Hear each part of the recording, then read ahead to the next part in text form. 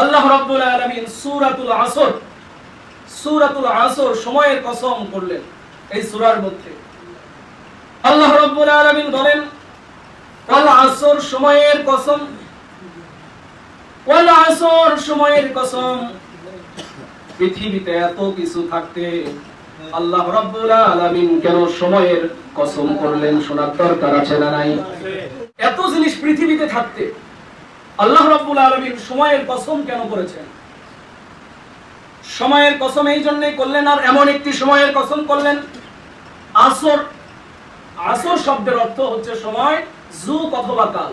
সময়, যুগ অথবা কাল। আসরের কসম করলেন, আসর সময়ের কসম। এমন একটি সময় যে সময়টা হচ্ছে দিনের শেষ অংশ, রাতের প্রায় শুরু অংশ। রাতে সূর্য প্রায় ডুবে ডুবে যাবে ভাব এই সময়, এবং রাতের প্রায় শুরু শুরু ভাব এই সময়, তাই না? আসর কি দিনের শেষের অংশ না? আবার রাতের প্রায় শুরুর অংশ না? এই সময়টা কেন করলেন? আসরের কসম কেন করলেন? যে মানুষ তো বোঝে না, মানুষ সব সময় শেষের অংশ গিয়েই ভালো করে বোঝে। একটি মানুষের বয়স যখন 10 বছর, 20 বছর, 30 বছর, লোকটা কিছুই বোঝে না।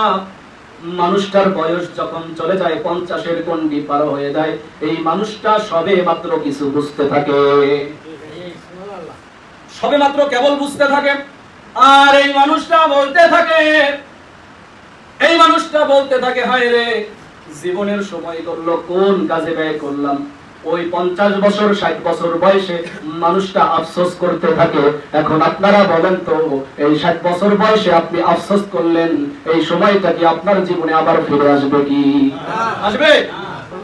ফিরে আসবে না। আর 60 বছর বয়সে গিয়ে নিজের বিবেকটা খুলে গেল। 50 বছর বয়স যখন হয়ে গেল, নিজের বিবেকটা খুলে গেল। 30 বছর যখন বয়স ছিল তখন আমি বুঝি নাই, 18 বছরের যখন বয়স ছিল তখনও বুঝি নাই, বালক থাকতেও বুঝি নাই, কিশোর থাকতেও বুঝি নাই। বুঝলাম কোন সময় গিয়ে, যখন আমার সময়টা শেষ হয়ে গেল, তাই না? বুঝলাম আমি ঠিক ওই সময় যখন আমার সময় শেষ, ঠিক ওই সময় গিয়েই আমি বুঝলাম যখন আমার সময় নাই তখনই আমি সময়ের গুরুত্ব দেওয়া শুরু করলাম। দিনের এই সময় এবং মানুষের জীবনের সময়ের মধ্যে মিল আছে কি আছে না? দিনেরও শেষ, রাতের শুরু শুরু ভাব। মানুষেরও জীবনের শেষ, পরকালের শুরু শুরু ভাব। মানুষের জীবনের শেষ, পরকালের শুরু হবে। দিনেরও শেষ, রাতের শুরু। এই অংশের কসম খেয়ে আল্লাহ রাব্বুল আলামিন আসরের কসম খেয়ে বললেন ওয়াল আসর সময়ের কসম, ইন্নাল ইনসানা লাফি খুসর, মানুষগুলো ক্ষতিগ্রস্তের মধ্যে আছে। মানুষগুলো নিশ্চয়ই মানুষগুলো ক্ষতিগ্রস্তের মধ্যে আছে। আল্লাহ রাব্বুল আলামিন এখানে বললেন ওয়াল আসর সময়ের কসম। আল্লাহ কসম করতেছে সময়ের কসম। ইন্নাল ইনসান, নিশ্চয়ই মানুষগুলো, ইনসান লাফি খুসর, মানুষগুলো ক্ষতিগ্রস্তের মধ্যে আছে। এখানে কিন্তু বলে নাই যে মুসলমান ক্ষতিগ্রস্তের মধ্যে আছে, ইহুদি ক্ষতিগ্রস্তের মধ্যে আছে, হিন্দু ক্ষতিগ্রস্তের মধ্যে আছে, বেদিন ক্ষতিগ্রস্তের মধ্যে আছে। এখানে বলেছে ইন্নাল ইনসান, সমস্ত মানুষগুলো এই ক্ষতিগ্রস্তের মধ্যে আছে। কি আছে? সমস্ত মানুষগুলো এই ক্ষতিগ্রস্তের মধ্যে আছে। ইন্নাল ইনসানা লাফি খুসর, মানুষগুলো ক্ষতিগ্রস্তের মধ্যে আছে। ইল্লাল্লাযীনা আমানু, কিন্তু তারা ব্যতীত এরা কারা? আল্লাহ রাব্বুল আলামিন বললেন ইল্লাল্লাযীনা আমানু ওয়া আমিলুস সালিহাতি ওয়া তাওয়াসাউ বিল হাক্কি ওয়া তাওয়াসাউ বিস সাবর। 7 শ্রেণীর লোকের কথা আল্লাহ রাব্বুল আলামিন এখানে বললেন, কিন্তু এই 7 শ্রেণীর লোকেরা ব্যতীত।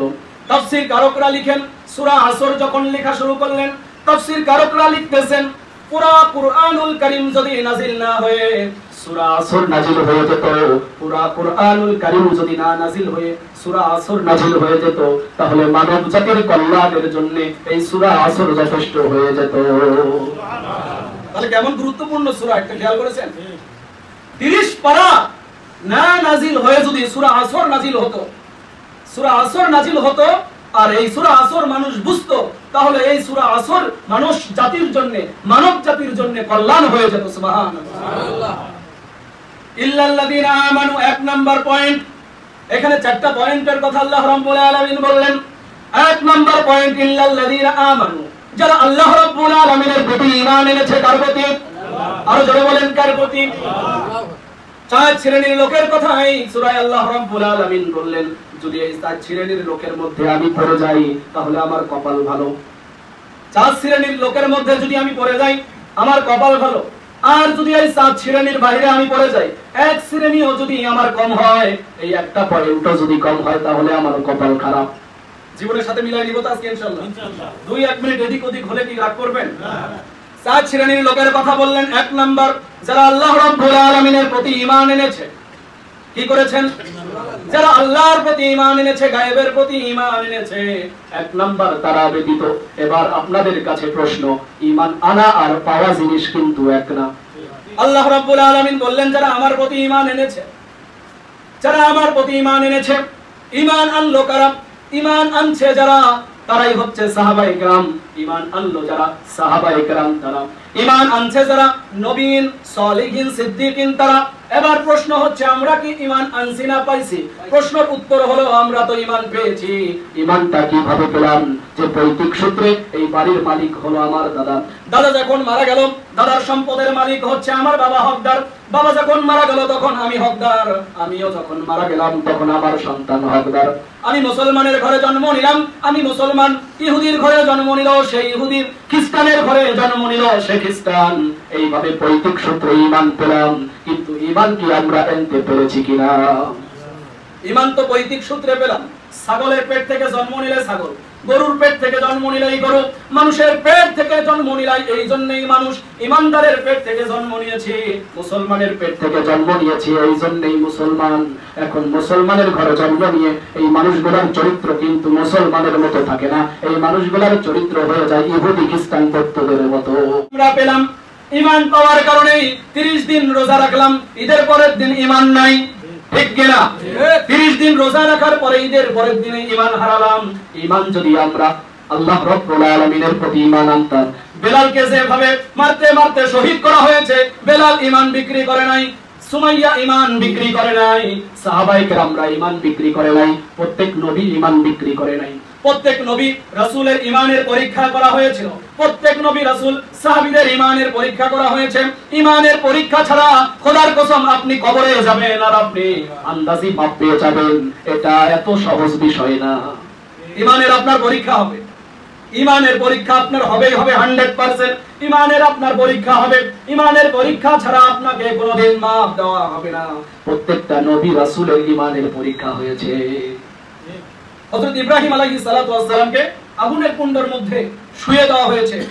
অনেক নবীদের করাত দিয়ে দ্বিখণ্ডিত করা হয়েছে। আর আল্লাহ বলেছে উঠ শব্দ করবা তো খবর আছে।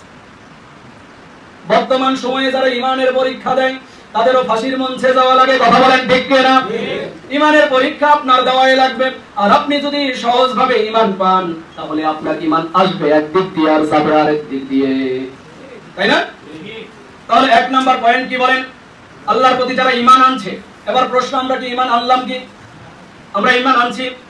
ঈমান আনতে হবে, ঈমান আনতে হবে 1 নাম্বার পয়েন্ট। 2 নাম্বার পয়েন্ট, ইল্লাল্লাযীনা আমানু ওয়া আমিলুস সালিহাত, যারা সৎ কাজ করে। কোন কাজ করে?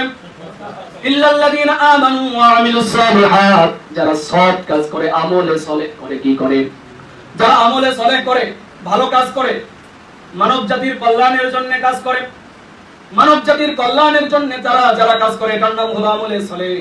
আমলে সলেহের মধ্যে যত আমলে সলেহ আছে তার মধ্যে সবচেয়ে গুরুত্বপূর্ণ ভালো কাজ হচ্ছে আমলে সলেহ হচ্ছে আপনার একটি সন্তানকে আপনি যদি আলেম বানান, আর এই আলেম সন্তানটা হাফেজ আলেম, এই সন্তানটা যদি আপনি যখন মারা যাবেন, আপনি মারা যাওয়ার সাথে সাথে হাতটা উঁচু করে দিয়ে আল্লাহর কাছে বলবে রব্বির হামহুমা কামা রব্বায়ানি সগীরা। এই যে সন্তানটা বলতে দেরি হবে, বাবা মার কবরের আযাব থামতে দেরি হবে। এটা হচ্ছে সবচেয়ে বড় আমলে সলেহ।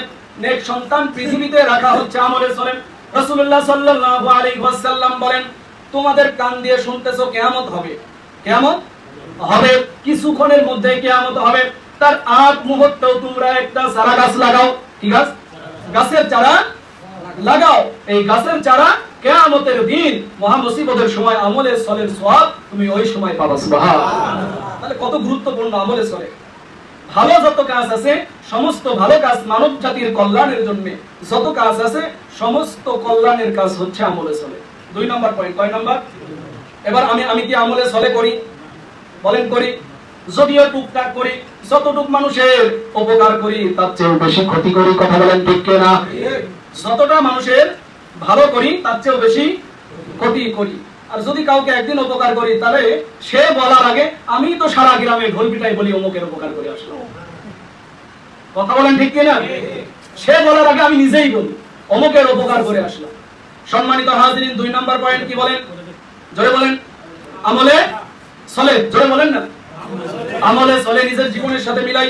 2 নম্বর পয়েন্ট আমলে সলে। 3 নম্বর পয়েন্ট ইল্লাল্লাযিনা আমানু ওয়া আমিলুস সলিহাত ওয়া তাওয়াসাউ বিল হক। এইবার সমস্যা।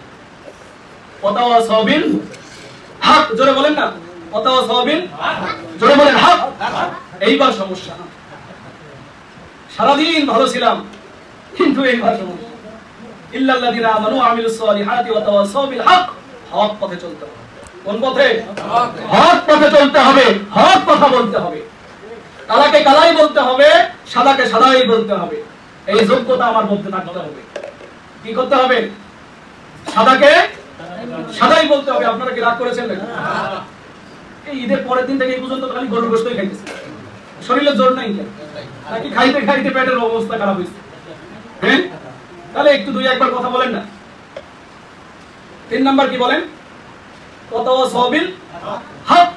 হক পথে চলতে হবে। হক কথা। রাসূলুল্লাহ সাল্লাল্লাহু আলাইহি ওয়াসাল্লাম বলেন, আস-সাকিতু আনিল হাক্কি আশ-শাইতানু ফাহুয়া আখরাজ। আস-সাকিতু আনিল হাক্কি আশ-শাইতানু ফাহুয়া আখরাজ।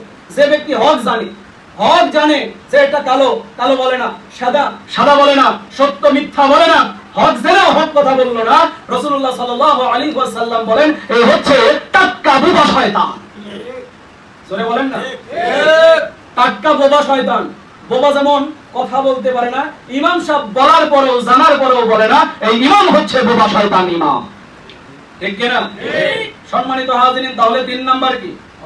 হক পথে চলতে হবে। হক কথা বলতেই হবে। 4 নাম্বার শেষ। 4 নাম্বার পয়েন্ট হলো ইল্লাল্লাযিনা আমানু ওয়া আমিলুস সলিহাত ওয়া তাওয়াসাউ বিল হাক্কি ওয়া তাওয়াসাউ বিস সবর। ধৈর্য ধরতে হবে। কি ধরতে হবে? ধৈর্য ধরতে হবে। ধৈর্য হচ্ছে মানব জাতির মহাগুণ। মানব জাতির যত গুণ আছে, মুসলমানের যত গুণ আছে, একটা মুমিনের যত গুণ আছে, তার মধ্যে সবচেয়ে বড় গুণের নাম হচ্ছে ধৈর্য। যার ধৈর্য নাই তার কিছুই নাই। ঠিক কি না? তার ধৈর্য নাই তার কিছুই নাই। ধৈর্য ছাড়া ব্যক্তিকে আল্লাহ রাব্বুল আলামিন পছন্দ করে না। এমন মুমিনের পরীক্ষা, ঈমানের পরীক্ষা কিভাবে আসে জানেন? একটা তসবিহ যখন সুতাটা কেটে দেন, তসবির দানাগুলো কিভাবে পড়ে? একটার পর একটা, একটার পর একটা, একটার পর একটা পড়তেই থাকে, তাই না?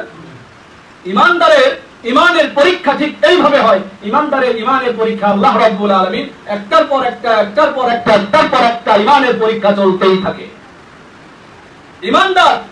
ঈমানদারের প্রথম পরীক্ষা হবে তার সম্পদ, হয়তো সব সম্পদ নষ্ট হয়ে যাবে। সম্পদ নষ্ট হয়ে যাবে, ঈমানের পরীক্ষা। সন্তান আছে, সন্তান মারা যাবে, ঈমানের পরীক্ষা। ঈমানের পরীক্ষায় আপনাকে ফাঁসির মঞ্চে ঝুলাবে, এটাই আপনার ঈমানের পরীক্ষা। ঈমানদারের বিপদ একটার পর একটা, একটার পর একটা করে আসতেই থাকবে। আর ঈমানদার আল্লাহর প্রতি ভরসা রাখবে। আল্লাহর প্রতি যদি ভরসা ঈমানদার না রাখে তাহলে ঈমানদারের আর ঈমান থাকবে না। আল্লাহর প্রতি ভরসা রাখতে হবে। ফাঁসির মঞ্চে গেছেন আপনি, তখনও ঈমানদারের আল্লাহর প্রতি ভরসা রাখতে হবে যে আল্লাহ হয়তো এই ফাঁসির মঞ্চে ঝুলিয়েই আমাকে আল্লাহ রাব্বুল আলামিন জান্নাত দিয়ে দেবেন। ওই সময় ঠিকঠাক থাকতে হবে। এত সহজেই আপনাকে আল্লাহ রাব্বুল আলামিন জান্নাত দেবে আর আপনি এত খুশি হয়ে গেছেন যে পীর সাহেব আমাকে বলছে যে জান্নাত আমাকে দেবে। এত সস্তা না, জান্নাত মামুর বাড়ির কলা না যে সিলে মুখে দিবে আর আপনি চেপে চেপে গিলে খাবেন। এত সস্তা না। কথা বলেন ঠিক কিনা? সম্মানিত হাজিরিন, তাই আসুন, কয়টা বলেন তো? কথা শেষ। কয়টা? 4টা পয়েন্ট আমাদের জীবনের সাথে যদি মিলে তাহলে আমার কপাল ভালো, আর 4টা জিনিস যদি আমার কপালের সাথে না মিলে, আমার জীবনের সাথে না মিলে, আমার কপাল খারাপ। সেটা আমি হই আর আপনি হন, যেই হয়, আমার সাথে মিললে আমি ভালো, আমি ঠিক আছি, আমার সাথেও যদি আমি ইমামের সাথেও যদি না মেলে, তাহলে আমি আল্লাহ রাব্বুল আলামিন যে বলছে যে এরা ক্ষতির মধ্যে আছে, তাহলে আমি ক্ষতির মধ্যে আছি। আপনার সাথে যদি না বলে, আপনার সাথে